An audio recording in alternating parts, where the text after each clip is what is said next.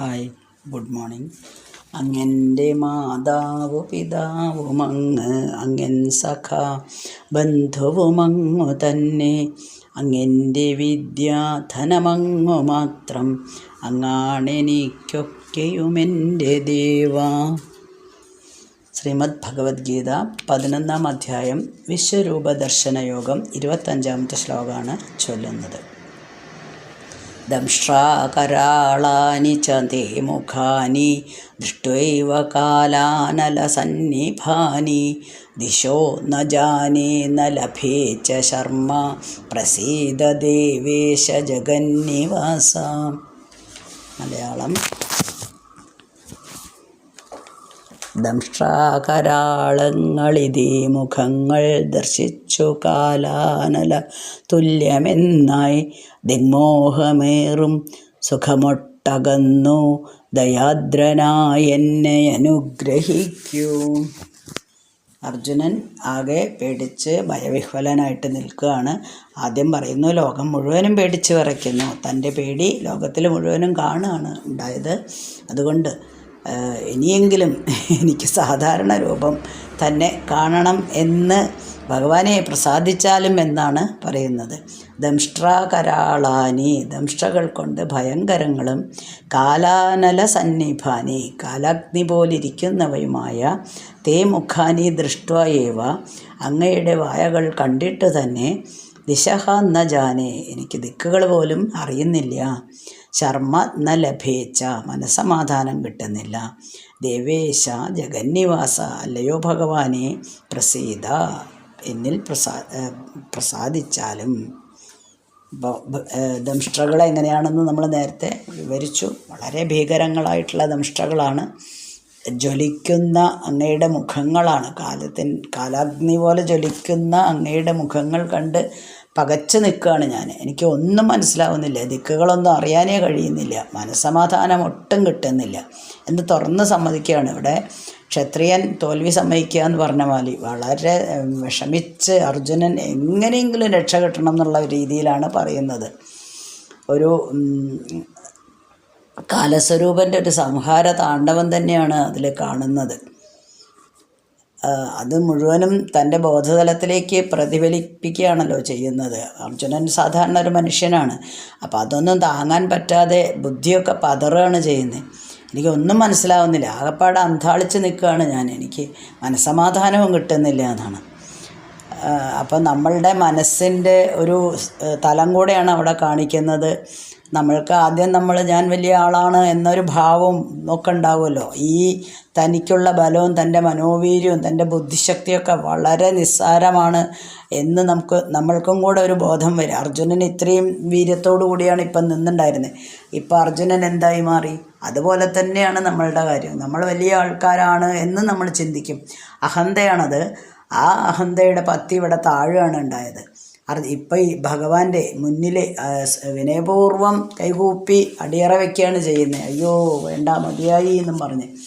അപ്പം നമ്മൾക്കും ഇത് സാക്ഷാൽ ഭഗവാന്റെ മുന്നിൽ അല്ലെങ്കിൽ ഈശ്വരൻ്റെ സന്നിധിയിൽ നമ്മൾക്ക് സ്വന്തമായിട്ടൊരു ശക്തിയുണ്ട്, ഞാൻ അങ്ങനെയാണ്, ഞാൻ ഇങ്ങനെയാണ് എന്ന് ചിന്തിക്കുന്നതിൻ്റെ വിഡ്ഢിത്തരം കൂടെ വെളിവാക്കപ്പെടുകയാണ് ഇവിടെ ചെയ്യുന്നത്. ഞാൻ ഒന്നുമല്ല അവിടെ ഭഗവാന്റെ മുന്നിൽ എന്ന് ബോധം മനുഷ്യന് വരുമ്പോൾ സ്വാഭാവികമായിട്ട് മനുഷ്യൻ ഒരു പ്രാർത്ഥനയിലേക്ക് തിരിയും. അതാണ് പ്രസീദ ദേവേശ ജഗന്നിവാസ എന്ന് അർജുനൻ വളരെ വിനയത്തോടു കൂടിയിട്ടാണ് അഭ്യർത്ഥിക്കുന്നത്. അയ്യോ, കാണാൻ ശക്തിയില്ല എനിക്കിത്, അതുകൊണ്ട് എന്നെ രക്ഷിക്കണേന്ന്. അഹങ്കാരത്തിൽ നമ്മളുടെ തനിക്ക് താൻ പോന്നവൻ എന്നൊരു മിഥ്യാഭാവം നമ്മൾക്കുണ്ടല്ലോ. ആ അഹങ്കാരത്തെ മുഴുവനായിട്ടും നമ്മുടെ ഹൃദയത്തിൽ നിന്ന് തുടച്ച് നീക്കണം എന്നാണ് പറയുന്നത്. അങ്ങനെ മാറ്റിയവർക്ക് മാത്രമേ എന്തുണ്ടാവുള്ളൂ? ആത്മാർത്ഥമായിട്ടുള്ള പ്രാർത്ഥന തോന്നുള്ളൂ. അപ്പോൾ ഇങ്ങനെ ഒരു സന്ദർഭം വന്നപ്പോൾ ശരിക്കും താൻ ഒന്നുമല്ല എന്ന് അർജുനന് മനസ്സിലായല്ലോ. അതേപോലെ തന്നെയാണ് നമ്മൾക്കും. ഇനി അടുത്ത ശ്ലോകങ്ങളിൽ കുറച്ചും കൂടെ മറ്റുള്ളവരെയും കൂടെ, അതായത് ഇപ്പം യുദ്ധത്തിലാണല്ലോ നിൽക്കുന്നത്, യുദ്ധക്കളത്തിലാണല്ലോ നിൽക്കുന്നത്. അപ്പോൾ യുദ്ധത്തിൽ വിജയം പാണ്ഡവർക്ക് തന്നെയാണെന്ന് ചെറുതായിട്ടൊരു സൂചന കൊടുക്കുന്നു, നല്ലതാണല്ലോ, ഒരു ശുഭസൂചന. അതിനു വേണ്ടിയിട്ട് കുറച്ചും കൂടെ ഒന്ന് വിവരിക്കുകയാണ് എന്താണ് സംഭവിക്കാൻ പോകുന്നതെന്ന്. അതിപ്പോൾ നീ ഉണ്ടെങ്കിലും ഇല്ലെങ്കിലും അങ്ങനെ തന്നെയാണ് സംഭവിക്കുക അർജുന. അതുകൊണ്ട് ശുഭപ്രതീക്ഷയോടുകൂടെ ഇരുന്നോളൂ എന്നുള്ള ചെറിയൊരു ഇതും കൂടെ കൊടുക്കുന്നുണ്ട്. 26-ാമത്തെ ശ്ലോകം. അമീച്ച ത്വാം ധൃതരാഷ്ട്രസ്യ പുത്ര സർവേ സഹൈവാഹനി പാലസംഘേ ഭീഷ്മോ ദ്രോണ സൂതപുത്രസ്തഥാസൗ സഹസ്മാദീയൈരപി യോധമുഖ്യൈ. ഒരു ശ്ലോകം കൂടെ ഒരുമിച്ച് വായിക്കാം, മലയാളം വായിച്ചിട്ട്. 26-ാമത്തെ ശ്ലോകത്തിൻ്റെ മലയാളം. ഇതാ കുരുശ്രേഷ്ഠ തനൂജരെല്ലാം ധരാപതി സംഘവുമൊന്നുപോലെ ഗംഗേയനും ദ്രോണനുമിന്നു കർണ എൻ സൈന്യ നേതാക്കളുമൊത്തുകൂടി. 27-ാമത്തെ ശ്ലോകം. വക്ത്രാണി തേ ത്വരമാണാവിശന്തി ദംഷ്ട്രാകരാളാനി ഭയാനകാനി കേചിദ്വിലഗ്നാദശനാന്തരേഷു സംദൃശ്യന്തേ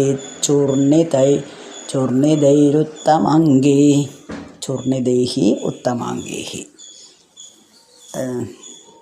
മലയാളം. ഭയാനകം ദംഷ്ട്രവളർന്ന വക്ത്രം ജവാൽ പ്രവേശിപ്പതിനാഞ്ഞിടുന്നു പല്ലിൽ തടഞ്ഞും തല വീണുടഞ്ഞും തെല്ലെന്നു കാൺമൂ ജഗതാം നിവാസ. അമീ ധൃതരാഷ്ട്രസ്യ പുത്രാഹ.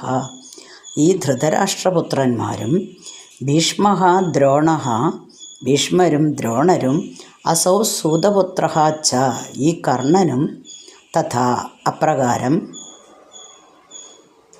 അസ്മദീയൈ യോദ്ധമുഖ്യൈ സഹ നമ്മുടെ യുദ്ധവീരന്മാരോടുകൂടി സർവേ അഭി എല്ലാവരും ത്വം വിശന്തി അങ്ങയെ പ്രാപിക്കുന്നു. ഇതാണ് അർജുനൻ കണ്ടത്. ദംഷ്ട്രാകരാളാനി ഭയാനകാനി കരാളദംഷ്ട്രങ്ങളുള്ളവയും ഭയങ്കരങ്ങളായ തേ വക്ത്രാണി അങ്ങയുടെ വായിലേക്ക് ത്വരമാണാഹ വിശന്തി ദ്രുതഗതിയിൽ ചെന്ന് വീഴുകയാണ് ചെയ്യുന്നത്. കേജിത് ചൂർണിതേഹി ഉത്തമാംഗേഹി ചിലർ ഉടഞ്ഞു തകർന്ന തലകളോടെ ദശനാന്തരേഷു പല്ലുകൾക്കിടയിൽ വിലഗ്നാഹ സംദൃശ്യന്തേ കുടുങ്ങിക്കിടക്കുന്നതായിട്ടും കാണപ്പെടുന്നു. വായുടെ ഉള്ളിലേക്ക് കയറുമ്പോൾ പല്ലിൽ കുടുങ്ങി തങ്ങി നിൽക്കുന്നത് പോലെയും കാണപ്പെടുന്നു. അപ്പം വീണ്ടും അർജുനൻ ഭയത്തോടു കൂടി തന്നെ വിവരിക്കുകയാണ്, ഞാനിതൊക്കെയാണ് കണ്ടത്. ധൃതരാഷ്ട്രപുത്രന്മാരും ഭീഷ്മരും ദ്രോണരും കർണനും യുദ്ധത്തിന് നിൽക്കുന്ന ആൾക്കാരും എല്ലാവരും തന്നെ അങ്ങയെ പ്രാപിക്കുന്നതായിട്ടാണ് കാണുന്നത്. അങ്ങയുടെ വായിലേക്ക് നേരെ അവർ ചെന്ന് കയറുന്നു. അതിൻ്റെ ഇടയ്ക്ക് ചിലർ തലയൊക്കെ തകർന്ന് പല്ലുകൾക്കിടയിൽ കുടുങ്ങിക്കിടക്കുന്നു. ഇതൊക്കെയാണല്ലോ ഭഗവാനെ ഞാൻ കാണുന്നത്. അപ്പോൾ അർജുനന് അത് ഒന്ന് വ്യക്തമാക്കി കൊടുക്കണമെന്നും ഭഗവാനുണ്ട്. കാരണം നീ ഇവിടെ യുദ്ധം ചെയ്താലും ചെയ്തില്ലെങ്കിലും ഇതൊക്കെയാണ് സംഭവിക്കാൻ പോകുന്നത്. എന്താ വെച്ചാൽ സൃഷ്ടി സ്ഥിതി സംഹാരം ഇതെല്ലാം ഞാൻ തന്നെയാണല്ലോ. അപ്പോൾ ഇവരെല്ലാവരും സംഹരിക്കപ്പെടും. നീ യുദ്ധം ചെയ്താലും ചെയ്തില്ലെങ്കിലും അവസാനം ഇവരെല്ലാവരും ഇങ്ങനെ തന്നെയാണ് തീരാൻ പോകുന്നത്. അതുകൊണ്ട് അപ്പോൾ അർജുനൻ്റെ എന്താണ് കുറച്ചൊരു ശുഭാപ്തി വിശ്വാസവും കിട്ടും. കാരണം അവരെല്ലാവരും ഭഗവാനെ പ്രാപിക്കുന്നു എന്നാണ് പറഞ്ഞത്. അപ്പോൾ എന്തായാലും തനിക്ക് ജയം കിട്ടുകയും ചെയ്യുമല്ലോ. അത്രയ്ക്കൊന്നും ചിന്തിക്കാനായിട്ടില്ല അർജുനന്. എങ്കിലും ഇതെല്ലാം കാണുകയാണ്. അവിടെ നിന്ന് ഇതെല്ലാം കണ്ടു നോക്കുകയാണ്. അപ്പോൾ ഇവരെല്ലാം ഈ സൃഷ്ടിജാലങ്ങളെല്ലാം വിരാട് പുരുഷൻ്റെ വക്ത്രത്തിൽ വളരെ ആകാംക്ഷയോടുകൂടെ പ്രവേശിക്കുന്നു എന്നല്ലാതെ ഭഗവാൻ അവരെ വിഴുങ്ങുന്നതായിട്ടൊന്നും അർജുനൻ തോന്നുന്നില്ല. അതിൻ്റെ ഉള്ളിലേക്ക് നീങ്ങുന്നു. നമ്മളിപ്പോൾ സമുദ്രം നോക്കി നിൽക്കുകയാണെങ്കിൽ സമുദ്രത്തിൽ തിരകളുണ്ടാവുന്നു. ആ തിരകൾ കുറച്ച് നേരം കളിച്ച് ഉപരിതലത്തിൽ വന്ന് തിരമാലയായിട്ട് കളിച്ചതിന് ശേഷം സമുദ്രജലത്തിൽ തന്നെ താഴുന്നു. അതേപോലെ തന്നെ നമ്മൾ പ്രപഞ്ചത്തിലേക്ക് സൃഷ്ടി നടത്തി വരുന്ന ജൈവജാലങ്ങൾ ആ ലോകത്ത് അല്ലേ, നമ്മളുടെ ഇപ്പോൾ ജീവിക്കുന്ന ലോകത്ത് കുറച്ച് കാലം ജീവിച്ച് പ്രപഞ്ചം എന്താണ് എന്ന്, അല്ലെങ്കിൽ നമ്മുടെ ജീവിതം ആസ്വദിച്ച് നടന്നതിന് ശേഷം, ആസ്വദിക്കുക എന്ന് പറഞ്ഞാൽ ദുഃഖങ്ങളും സുഖങ്ങളും ഉണ്ട്, അത് കഴിഞ്ഞ് വീണ്ടും നമ്മുടെ ഉൽപ്പത്തി എന്തായിരുന്നോ അതിലേക്ക് തന്നെ തിരിച്ചു പോയേ പറ്റൂ. അതാണ് നമ്മുടെ ജനനവും നമ്മുടെ മരണവും. അത്രയേ ഉള്ളൂ കാര്യം. ഒരു കടലിൽ നിന്ന് തിരയുണ്ടാവുന്നു, വീണ്ടും കടലിൽ ലയിക്കുന്നു. അതേപോലെ ഒരു സൃഷ്ടി വഴി നമ്മളെല്ലാം ഇവിടെ എത്തി, പ്രപഞ്ചത്തിലെത്തിയ എല്ലാ ജീവജാലങ്ങളും തന്നെ. അവിടെ കുറച്ച് കാലം നമ്മൾ ഇതിനു മുന്നേ പറഞ്ഞിട്ടുണ്ടല്ലോ, വിനോദയാത്ര പോണ പോലെയുള്ളൂ. അത് കഴിഞ്ഞാൽ തിരിച്ച് വീണ്ടും എവിടെ നിന്നാണോ വന്നത് അവിടേക്ക് തന്നെ തിരിച്ചു പോവും. അപ്പോൾ ധൃതരാഷ്ട്രപുത്രന്മാരും ഭീഷ്മരും ദ്രോണരും കർണരും എല്ലാവരും തന്നെ, നമ്മുടെ യോദ്ധമുഖ്യന്മാരെല്ലാവരും തന്നെ ഈ ഭഗവാന്റെ, ഈ സംഹാരമൂർത്തിയുടെ വായിലേക്ക്, തുറന്ന വായിലേക്ക് വളരെ വേഗത്തിലിങ്ങനെ എന്താണെന്നുള്ള ആകാംക്ഷയൊക്കെ പോലെ, അതായത് എന്താണ് അവിടെ എന്നുള്ള പോലെ ഒരു ഒഴുക്ക് പോലെയാണ് ഇങ്ങനെ പ്രവേശിച്ചുകൊണ്ടിരിക്കുന്നു. അപ്പോൾ അർജുനന് വീണ്ടും ഭയവും വിസ്മയവും ഒപ്പം ചെറിയൊരു പ്രതീക്ഷയും വരുന്നുണ്ട്. കാരണം നമ്മൾക്ക് ആയുധബലത്തിലും യുദ്ധത്തിൻ്റെ കാര്യത്തിലൊക്കെ ആണെങ്കിൽ സ്വന്തം പാണ്ഡവ സൈന്യം കുറച്ച് പിന്നിലാണ് എന്ന് അർജുനൻ അറിയാം. എന്നാൽ ഇവിടെ ഇപ്പം എന്താണ് കാണുന്നത്? യുദ്ധത്തിൽ നമ്മൾ ജയിക്കും, അവർ തോൽക്കും എന്നതിൻ്റെ ഒരു മുൻകൂട്ടിയായിട്ടുള്ള സൂചനയായിട്ടാണ് അർജുനന് തോന്നുന്നത്. അതുതന്നെയായിരുന്നു ഭഗവാന്റെ ഉദ്ദേശവും. അപ്പം ഭൂതം, ഭാവി, വർത്തമാനം അല്ലേ, ഇതെല്ലാം ഒന്നിച്ച് നീങ്ങി ഭാവിയിൽ അത് വിരാട് രൂപത്തിൽ തന്നെ ലയിക്കുന്നതായിട്ടാണ് ഇവിടെ അർജുനൻ കണ്ടത്. നമ്മളിപ്പോൾ ഒരു ബുക്ക് വായിക്കുകയാണെങ്കിൽ, ഇപ്പോൾ ഭഗവത്ഗീത വായിക്കുകയാണെങ്കിൽ, ഇതാരും പറഞ്ഞു തന്നില്ലെങ്കിലും ആദ്യത്തെ ഭാഗം നമുക്ക് വായിക്കാം. ഇപ്പം നമ്മൾ 11ാമത്തെ അധ്യായത്തിലെത്തി നിൽക്കുന്നു. ഇനി വേണമെങ്കിൽ ഇപ്പം തന്നെ പോയിട്ട് 18ാം അധ്യായത്തിൽ എന്താണ് അവസാനിക്കുന്നത് നമുക്ക് മറിച്ച് നോക്കാനായിട്ട് സാധിക്കും. അതായത് പിന്നിൽ നടന്നത് എന്താണെന്നും ഇപ്പം നടക്കുന്ന എന്താണെന്നും ഇനി എന്താണ് ഉണ്ടാവാൻ പോകുന്നതെന്നും നമുക്ക് ഒരുമിച്ച് തന്നെ അറിയാനായിട്ട് സാധിക്കും.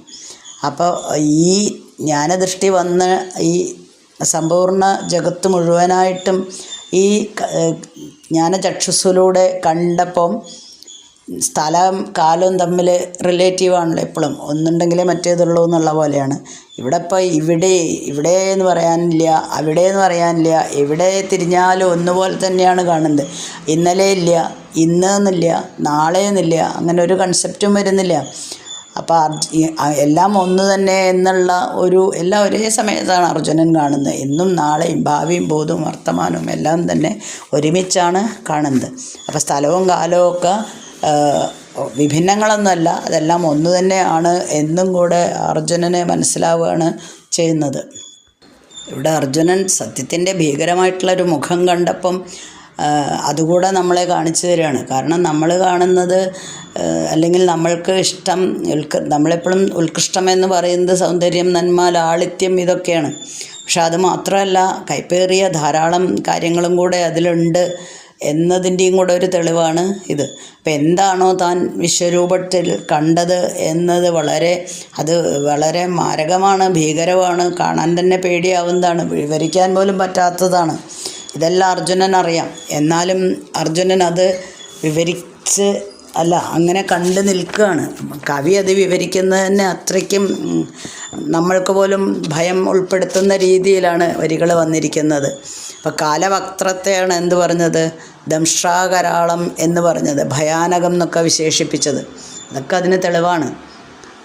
ഇനി എങ്ങനെയാണ് ഇവരെല്ലാം അങ്ങയുടെ വക്ത്രത്തിലേക്ക് പ്രവേശിക്കുന്നത് എന്നാണ് അടുത്ത ശ്ലോകത്തിൽ പറയാൻ പോകുന്ന 28ാമത്തെ ശ്ലോകത്തിൽ. ഇത് നമുക്ക് അടുത്ത ദിവസം വായിക്കാം. ഓക്കെ. അസ്മിൻ പരാത്മന്നനുപാത്മകൽപ്പേ ത്വമിത്തമുത്ഥാപിത പത്മയോനി അനന്തഭൂമാമരോഗരാശിം നിരുന്ധിവാദാലയവാസ വിഷ്ണു.